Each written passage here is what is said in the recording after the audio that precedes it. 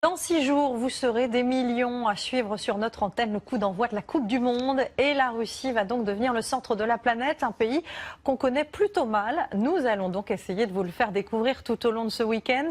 Alors vous le savez, suite à la crise en Ukraine, la Russie ne peut plus importer de produits agricoles européens. C'est vrai pour notre lait et nos fromages. Eh bien, le pays a décidé de fabriquer français directement sur son sol. C'est notre Made in France de ce soir. Il est signé Pierre Grange et Thierry Valta. Regardez. Cela fait plus de 3 ans que cela dure. Les Russes s'y sont habitués. Dans les rayons, il n'y a plus aucun aliment de l'Union européenne. Le beurre français qu'ils importaient en masse ou le fromage, tout est sous embargo. Je ne vois aucun fromage français ici.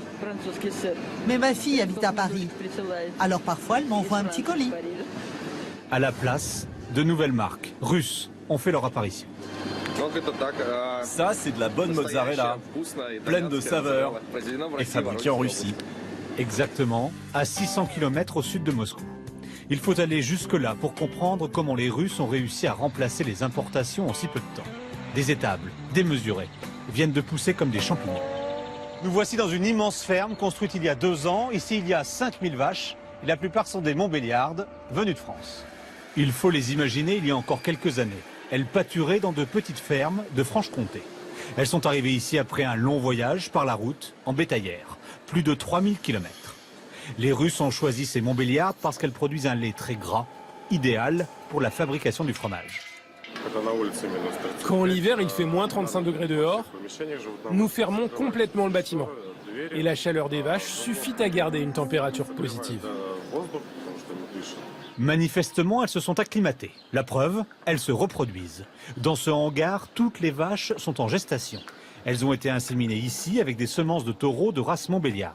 Tout le personnel a été formé par des Français. Des spécialistes viennent régulièrement de l'Est de la France pour vérifier que la reproduction se passe bien. Elles se portent bien et quand il commence à faire trop chaud, on met en route des ventilateurs.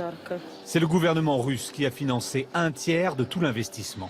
Il y a désormais des champs de luzerne à perte de vue. Rien que cette ferme en engloutit 30 tonnes tous les jours. Et à 1h30 de route de là, voilà la laiterie, où nous retrouvons à nouveau une technologie tricolore. La chaîne d'embouteillage est Made in France.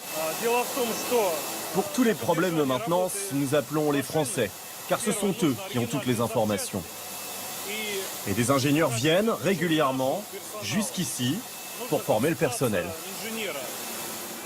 Avec ce lait des Montbéliardes, l'entreprise a réussi à produire du fromage. Et le patron n'est pas peu fier de nous montrer son tout dernier trophée.